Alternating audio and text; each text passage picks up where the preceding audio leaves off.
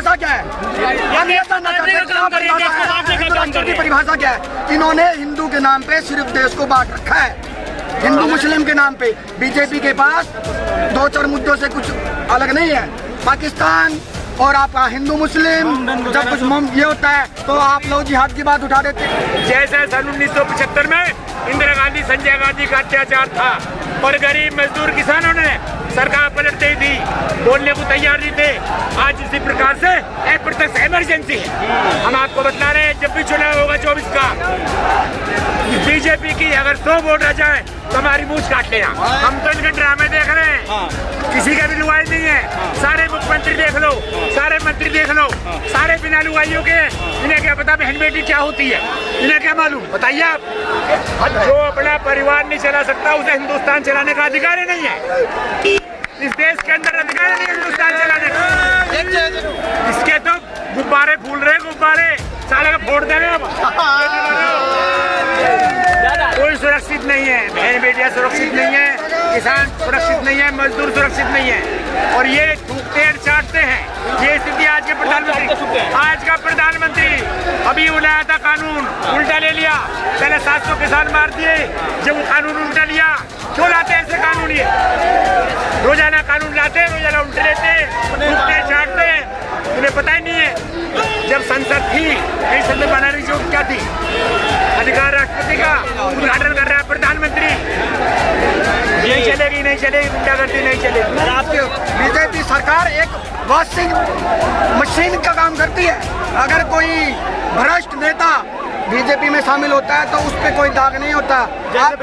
जैसे कि बृजभूषण, आप देखो, हमारी बहन बेटियां देश का गौरव, जो कई दिन धरने पे बैठी रही। इस देश की जनता से कहना चाहता हूँ, ये संदेश देना चाहता हूँ कि आगे जो भी जिसको भी अपना प्रतिनिधि चुने, लड़ुअन भड़ुअन को ना चुने। जिसके बच्चे नहीं है, जिसकी बीवी नहीं है, उसको क्या परिवार का पता है? जिसका परिवार नहीं है उसको क्या परिवार का पता है कि परिवार क्या होता है, बहन बेटियां क्या होती हैं, हर परिवार की जिम्मेदारियां क्या होती हैं, देश की जिम्मेदारियां क्या होती हैं। वो तो तानाशाही सरकार है, वो सिर्फ गुलाम बना के रखना चाहती है और राजतंत्र को स्थापित करना चाहती है। देश की जनता जाग चुकी है। जामिया वर्ल्ड, इंसाफ की आवाज। विपक्ष और लाइक माइंडेड लोग सड़कों पर उतर चुके हैं। जिस तरह से नंगा नाच हो रहा है, देश में तो बहन बेटियां सुरक्षित नहीं है। कोई सुरक्षित नहीं है, बहन बेटियां सुरक्षित नहीं है, किसान सुरक्षित नहीं है, मजदूर सुरक्षित नहीं है। और ये थूकते हैं, चाटते हैं। ये स्थिति आज के प्रधानमंत्री, आज का प्रधानमंत्री अभी बुलाया था कानून, उल्टा ले लिया। पहले 700 किसान मार दिए, जब वो कानून उल्टा लिया। क्यों लाते ऐसे कानून? ये रोजाना कानून लाते, रोजाना उल्टे लेते, थूकते चाटते। उन्हें पता ही नहीं है। मोनी बाबा बन रहा है, बिल्कुल बोलता नहीं कभी। क्यों ऐसा जैसे कि होता है कि भारत एक तरह से मतलब कि हमें महिलाओं को पूछते हैं, लेकिन जिस तरह से अत्याचार, नंगा नाच कराना, ये जो अपना परिवार नहीं चला सकता उसे हिंदुस्तान चलाने का अधिकार ही नहीं है। इस देश के अंदर अधिकार नहीं है हिंदुस्तान चलाने का। आप देखिएगा अत्याचार हो रहा है, गरीबों का, मजदूरों का, मजलूमों का, किसानों का, सबका साथ अत्याचार है। इस देश में ऐसा शासन करेगा? बताओ।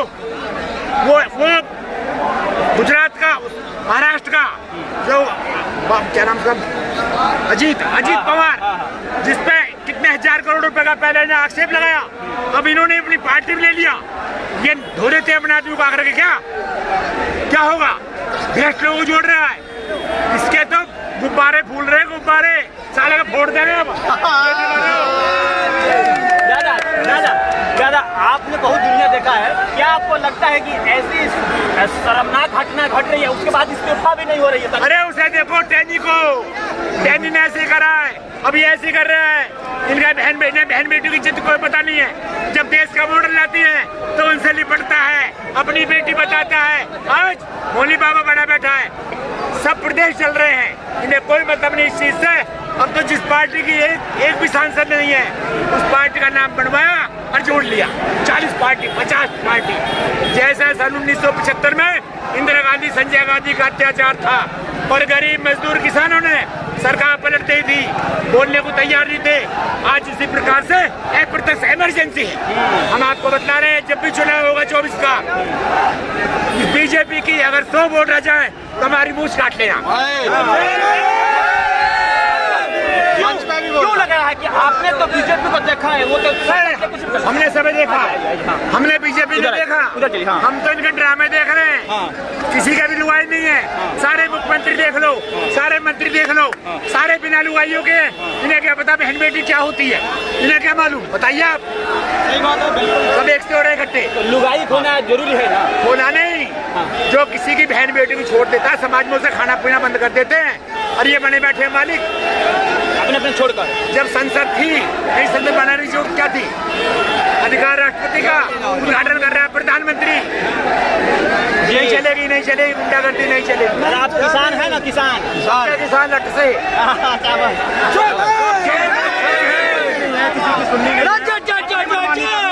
ढोंग कर रहे हैं बीजेपी वाले।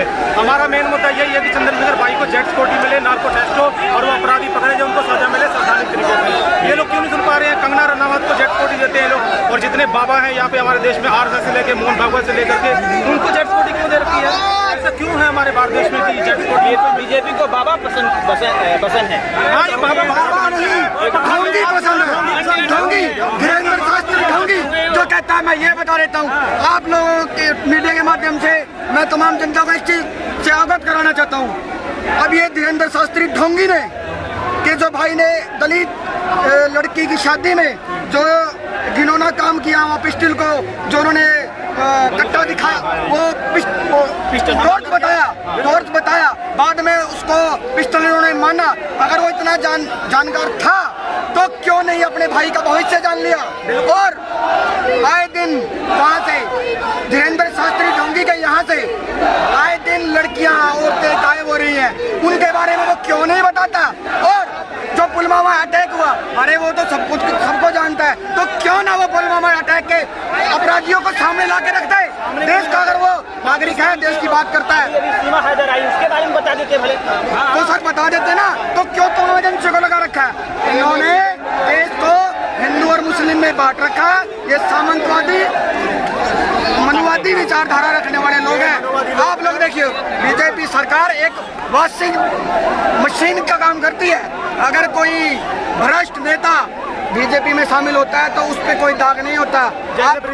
जैसे कि ब्रिजभूषण, आप देखो, हमारी बहन बेटियां, देश का गौरव, जो कई दिन धरने पे बैठी रही, कई महीने। बताइए 24 में क्या आप चाहते हैं? क्या लग रहा है कि हवा जो बह रही है? ये तख्ता पलट होने जा रहा है सर। ये SC ST OBC माइनॉरिटी पूरा बहुजन समाज जाग चुका है, और इनको ये समझ नहीं आ रहा, इनको ये मतलब इसको इस चीज से चिढ़ हो रही है। इसलिए भाई चंद्रशेखर आजाद हुए, इन्होंने लोग जागरूक क्यों हो रहे हैं? ये लोग आगे क्यों आ रहे हैं? हम लोग जागरूक हो रहे हैं, शिक्षित हैं, हम लोग पखंड का विरोध कर रहे हैं। इनको लगता है कि ये लोग बाबा का समर्थन क्यों नहीं करते? हम लोग बाबा का समर्थन नहीं करेंगे, हम लोग पखंड का विरोध करेंगे, सच्चाई का साथ चलेंगे। 2024 के लिए 2024 के लिए मैं आपके चैनल के माध्यम से कहना चाहता हूँ, इस देश की जनता से, इस देश की जनता से कहना चाहता हूँ, ये संदेश देना चाहता हूँ कि आगे जो भी जिसको भी अपना प्रतिनिधि चुने, लड़ुअन भड़ुअन को ना चुने। जिसके बच्चे नहीं है, जिसकी बीवी नहीं है, उसको क्या परिवार का पता है? जिसका परिवार नहीं है उसको क्या परिवार का पता है? ये परिवार क्या होता है, बहन बेटियां क्या होती हैं, हर परिवार की जिम्मेदारियां क्या होती हैं, देश की जिम्मेदारियां क्या होती हैं। वो तो तानाशाही सरकार है, वो सिर्फ गुलाम बना के रखना चाहती है और राजतंत्र को स्थापित करना चाहती है। देश की जनता जाग चुकी है। ये लोग मन की बात करते हैं, मन की बात तो अपनी बीवी से करते हैं लोग। ये मन की बात किससे करते हैं? यहाँ तो ऐसा कोई नहीं है जिससे मन की बात की जाए। हमारी मन की बात संवैधानिक तरीके से है और कानून के दायरे में रह करके ये होती है मन की बात। मन की बात ये नहीं कि किसी से चैनल पे आके, रेडियो पे आके बोल दिया मन की बात, मोदी मोदी करते रहेंगे लोग। ये बिल्कुल गलत है। हम लोग संविधान के तरीके से चलेंगे और संवैधानिक तरीके से चलेंगे। जय भारत। आने वाले इलेक्शनों में जो इन्होंने मनुवादी सरकार ने, BJP and company, RS and company BJP ने जो भाई चंद्रशेखर पे हमला किया, इसका बदला तमाम बहुजन वोट दे के इनको सत्ता से बाहर करके। लेकिन बाबा बागेश्वर धाम जो है धीरेन्द्र शास्त्री, वो तो हिंदू राष्ट्र बना रहे हैं। क्या हिंदू राष्ट्र सर? हिंदू राष्ट्र की परिभाषा क्या है? हम ये जानना चाहते हैं। हिंदू राष्ट्र की परिभाषा क्या है? इन्होंने हिंदू के नाम पे सिर्फ देश को बांट रखा है, हिंदू मुस्लिम के नाम पे। बीजेपी के पास 2-4 मुद्दों से कुछ अलग नहीं है। पाकिस्तान और आपका हिंदू मुस्लिम जब कुछ ये होता है तो आप लोग जिहाद की बात उठा देते हैं। ये कौन लोग हैं जिनके सामने ये जो सिख हैं ये खालिस्तानी है, मोहम्मदन को भी ये लोग गाली देते हैं, क्रिश्चियन को भी बोलते हैं कि ये कौन है? तो मतलब ये कौन लोग हैं? आप लोग को जानना चाहिए ना कौन लोग हैं जो देश को टुकड़ों में बांट रहे हैं। आप लोग को भी जानना चाहिए। आपको लग रहा है कि अब देश बचाने की पहल होना चाहिए 2024? देश बचाने की पहल होनी चाहिए, हर मुद्दे पे बात होनी चाहिए। मैं आपसे जो हमारे दूसरे लोग उनको भी मौका मिलना चाहिए और भीम आर्मी को भी मौका मिलना चाहिए। भीम आर्मी बिल्कुल सच तरीके से चल रही है। आप बताएं। मैं आपसे ये कहना चाह रहा था कि धीरेन्द्र शास्त्री ऐसा कौन नेता है, ना मंत्री है, ना मिनिस्टर है, उसका क्या मतलब निकलता है उसको यहाँ इतना उछालने के लिए? तो उसको इतना क्यों बढ़ाया जाता है? उसको जेड प्लस सुरक्षा भी दी जाती है और उसकी हर जगह मीडिया में उसको उठाया जाता है, उसको उलझाया जाता है। अगर बात करनी है तो इस देश के बारे में बात कर। आज जो प्रोटेस्ट हुआ है तो इसके बारे में बात करो कि जो हमारे जो नेता है चंद्रशेखर आजादी, जिन पर हमला किया है, जानलेवा हमला हुआ, और ये हमला छोटे चुरकुट लोगों ने नहीं किया है। इसमें बड़े बड़े लोगों का हाथ है, इसमें सत्ता पक्ष का हाथ है, तब जाके। इसीलिए हमारी जो 3 मांगे हैं कि जो हमलावर हैं उनका नार्को टेस्ट हो और केस की CBI जांच हो और भैया को जेड प्लस सुरक्षा मिले। अगर ये नहीं मिलता है तो आपको ये भी पता है 2018 का 2 अप्रैल पता है ना, ये चंद्रशेखर उसी समाज का बेटा है। ये 2018 से कई गुना ज्यादा इनके नेता न मंत्री न इनके चमचे हमसे घर से नहीं कर पाएंगे। चंद्रशेखर पे हमला नहीं है, ये हमला है हमारे विचारों पे। जबरदस्त